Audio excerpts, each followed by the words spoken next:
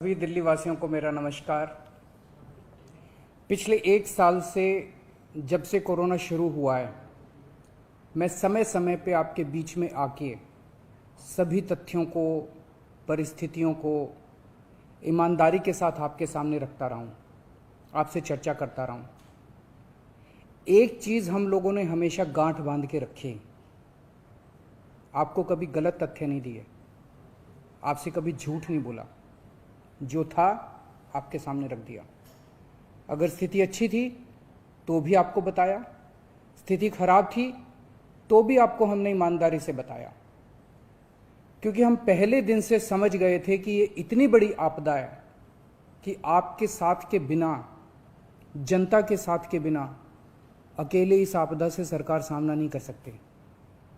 जनता का सहयोग और जनता की सहभागिता इस पूरे संघर्ष में बेहद जरूरी है। और जब तक जनता को सच नहीं बताया जाएगा, सारे तथ्य जनता के सामने नहीं रखे जाएंगे, तब तक जनता की भागीदारी सुनिश्चित करना असंभव था। इसीलिए हमने हर चीज आपके सामने रखी। हमने टेस्ट नहीं कम होने दिए। आज दिल्ली के अंदर सबसे ज्यादा टेस्ट हो रहे हैं। मैं तो ये कहूंगा कि अगर प्रति 10 लाख की पॉपुलेशन पे देखा जाए तो शायद पूरी दुनिया में सबसे ज्यादा टेस्ट दिल्ली में हो रहे हैं। मैंने देखा कि कई जगहों पे उन्होंने टेस्ट कम कर दिए। टेस्ट कम कर दिए तो केस कम आने लग गए। इस तरह से तथ्यों के साथ कई जगह हेरफेर करने की कोशिश की गई। हमने ऐसा नहीं किया। हमने टेस्ट कम नहीं किए, उल्टे कम करने की वजह हमने दिल्ली में टेस्ट कई गुने बढ़ा दिए।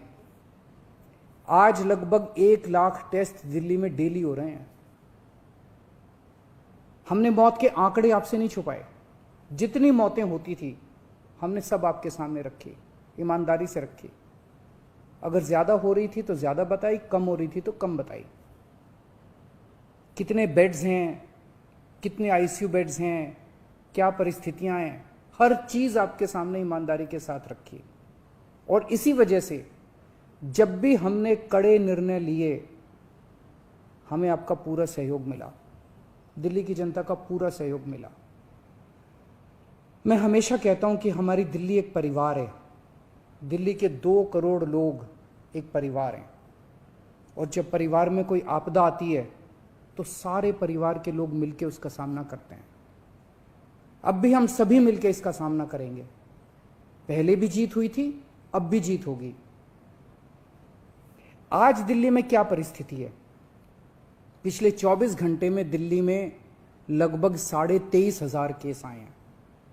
उसके पिछले 24 घंटे में लगभग 25,500 केस आए थे। तो पिछले 3-4 दिन से रोज हम देख रहे हैं लगभग 25,000 के करीब केस आ रहे हैं। पॉजिटिविटी बहुत ज्यादा बढ़ गई है, संक्रमण दर बहुत ज्यादा बढ़ गई है। दिल्ली के अंदर अस्पतालों में उपलब्ध बेड्स की भारी कमी हो रही है। डेली 25-25 हजार अगर पेशेंट्स आएंगे तो कोई भी व्यवस्था चरमरा सकती है। दिल्ली के अंदर बेड्स की भारी कमी हो रही है। आईसीयू बेड्स दिल्ली में लगभग खत्म हो गए हैं। आज सुबह मैं ऐप पे देख रहा था 100 से भी कम आईसीयू बेड्स दिल्ली में बचे हैं। ऑक्सीजन की भारी कमी हो रही है। कल हमने सेंट्रल गवर्नमेंट को भी लिखा है, उनसे बातचीत चल रही है। परसों रात को एक हादसा होते होते बचा। एक प्राइवेट हॉस्पिटल ने हमें बताया कि परसों रात को 3 बजे के करीब उनके अस्पताल की ऑक्सीजन लगभग खत्म हो गई। वो बोले जी हम तो बहुत बुरी तरह से डर गए, बहुत बड़ा हादसा हो सकता था। इधर उधर हाथ पैर मार के किसी तरह से उन्होंने कहीं से ऑक्सीजन का इंतजाम किया। दवाइयों की कमी हो रही है। रेमडेसिविर दवाई की खासकर काफी कमी हो रही है। ये सारे तथ्य मैंने आपको डराने के लिए नहीं बताए। ये सारी परिस्थिति है और इन परिस्थितियों में हमें अब अगला कदम क्या उठाना है, इस पे चर्चा करने के लिए मैंने आपको ये परिस्थिति बताई है। तो दिल्ली के अंदर कोरोना की परिस्थिति काफी गंभीर है। अभी तक हमने दिल्ली के अंदर हेल्थ सिस्टम को बड़े अच्छे तरीके से मैनेज किया। दिल्ली में 4थी वेव आई है। पहली वेव पिछले साल जून में आई थी जिसमें 4,500 के करीब केस आए थे। दूसरी वेव आई फिर सितंबर में। फिर तीसरी वेव आई जिसमें 8,500 के करीब केस आए थे। दुनिया के कई शहर ऐसे हैं, बड़े बड़े देशों के, विकसित देशों के शहर, जहां 6,000 केस आए तो उनका पूरा हेल्थ सिस्टम चरमरा गया, कोलैप्स कर गया। दिल्ली में 8,500 केस आए पिछली बार तीसरी वेव में, तब भी हमारा सिस्टम कोलैप्स नहीं किया, उल्टे हमने और ज्यादा अपनी तैयारियां शुरू कर दी। आज 25,000 केस आए हैं। अब दिल्ली का हेल्थ सिस्टम अपनी सीमा तक पहुंच गया है। हमारा हेल्थ सिस्टम अब बहुत ज़्यादा तनाव में है। मैं ये नहीं कहूँगा कि हमारा हेल्थ सिस्टम अभी कोलैप्स किया है, लेकिन आज हमारा हेल्थ सिस्टम बहुत ज़्यादा तनाव में है। किसी भी हेल्थ सिस्टम की अपनी सीमाएं होती हैं। अनगिनत पेशेंट्स तो कोई भी सिस्टम नहीं ले सकता ना। किसी भी सिस्टम की अपनी सीमाएं हैं। पिछले 5 साल में आपकी सरकार ने दिल्ली में बहुत बड़े स्तर पे स्वास्थ्य के क्षेत्र में काम किया है। खूब नए हॉस्पिटल खोले हैं, मोहल्ला क्लिनिक, पॉलीक्लिनिक बनाए हैं। बहुत बड़े स्तर के ऊपर स्वास्थ्य के क्षेत्र में काम हुआ है। यही कारण है कि आज 25,000 केस के ऊपर भी दिल्ली का सिस्टम चल रहा है। लेकिन अब इसके बाद अगर तुरंत कुछ कठोर कदम नहीं उठाए गए तो यह सिस्टम कोलैप्स कर सकता है। और अगर हेल्थ सिस्टम कोलैप्स कर गया तो मुझे डर है कहीं बहुत बड़ी त्रासदी ना हो जाए। जैसे मैंने बताया कि कल एक अस्पताल में ऑक्सीजन बिल्कुल खत्म हो गई थी और बहुत बड़ी त्रासदी होते होते बची। मैंने वीडियोस देखे हैं, तस्वीरें देखी हैं, आपने भी देखी होंगी सोशल मीडिया पे। दुनिया के कई शहर ऐसे हैं जहां कॉरिडोर में पेशेंट्स पड़े हुए हैं, सड़कों के ऊपर लोग दम तोड़ रहे हैं। अभी तक हमने दिल्ली को उस किस्म की त्रासदी से बचाया है, वैसा नहीं होने दिया। आज सुबह 11 बजे मेरी और एलजी साहब की मीटिंग हुई और इन सारे पहलुओं के ऊपर, सारी परिस्थिति के ऊपर काफ़ी विस्तार से बातचीत हुई। और उस बातचीत के बाद हमें ये लगा कि दिल्ली का हेल्थ सिस्टम बड़ी मात्रा में और अधिक पेशेंट्स अब लेने में असमर्थ है। अगर हमने अभी लॉकडाउन नहीं लगाया तो कहीं ऐसा ना हो कि बड़ी त्रासदी हो जाए। हम किसी भी हालत में दिल्ली को उस परिस्थिति में नहीं ले जाना चाहते जहां कॉरिडोर के अंदर पेशेंट्स पड़े हैं, सड़कों पे लोग दम तोड़ रहे हैं।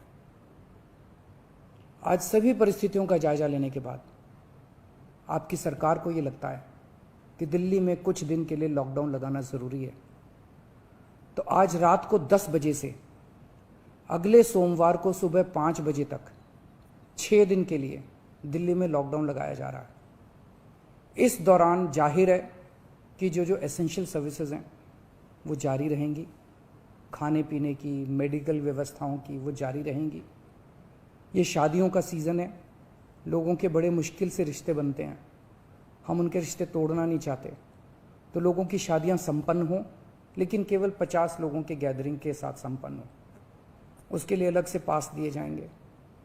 इसके बारे में अभी थोड़ी देर में डिटेल्ड ऑर्डर जारी हो जाएगा कि कौन कौन सी चीज़ें जारी रहेंगी और कौन सी चीज़ों पर पाबंदी रहेगी। मैंने और एलजी साहब के हम दोनों ने निर्णय तब लिया है जब हमारे पास कोई उपाय नहीं बचा था। हमारे लिए निर्णय लेना आसान नहीं था, क्योंकि मैं समझ सकता हूं कि लॉकडाउन के दौरान किस तरह से लोगों के रोज़गार ख़त्म हो जाते हैं, लोगों की कमाई ख़त्म हो जाती है, और ख़ासकर सबसे गरीब तबके के लिए तो ये बेहद मुश्किल होता है। जो दिहाड़ी करके रोज़ कमाते हैं उनके लिए तो बेहद मुश्किल हो जाता है। पिछली बार जब देश में लॉकडाउन लगा था, हमने देखा कि किस तरह बड़ी संख्या में प्रवासी मजदूर अपने गांव जाने लगे थे। उनसे मैं ख़ास तौर से हाथ जोड़ के अपील करना चाहता हूँ, ये छोटा सा लॉकडाउन है, 6 दिन का, दिल्ली छोड़ के मत जाइएगा। आपके आने जाने में इतना समय खराब हो जाएगा, इतना पैसा खराब हो जाएगा, इतनी ऊर्जा खराब होती है। दिल्ली में रहिए। मुझे उम्मीद है कि ये छोटा लॉकडाउन है और छोटा ही रहेगा। मुझे पूरी उम्मीद है कि शायद बढ़ाने की ज़रूरत ना पड़े। आप दिल्ली में रहिए। यकीन मानिए, हम पूरी ईमानदारी के साथ सब मिल के लड़ेंगे तो जल्दी इस मुसीबत से छुटकारा पाएंगे। मैं आपको यकीन दिलाता हूँ, सरकार आपका पूरा ख्याल रखेगी। मैं हूँ ना, मुझ पे भरोसा रखिए। मेरी दिल्ली के सभी नागरिकों से अपील है कि ये निर्णय हमने बहुत मुश्किल से लिया है। आप सब लोग जानते हैं कि मैं लॉकडाउन के सख्त खिलाफ रहा हूँ। हमेशा से मैंने लॉकडाउन का विरोध किया है। मेरा ये मानना है कि लॉकडाउन से कोरोना ख़त्म नहीं होता, लॉकडाउन से कोरोना की स्पीड कम हो जाती है। मेरा हमेशा ये मानना है कि अगर किसी भी शहर या राज्य की स्वास्थ्य व्यवस्था अपनी सीमा तक पहुंच जाए तो लॉकडाउन लगाना जरूरी हो जाता है, ताकि पेशेंट्स का नंबर कम हो जाए, ताकि हेल्थ सिस्टम को और दुरुस्त किया जा सके।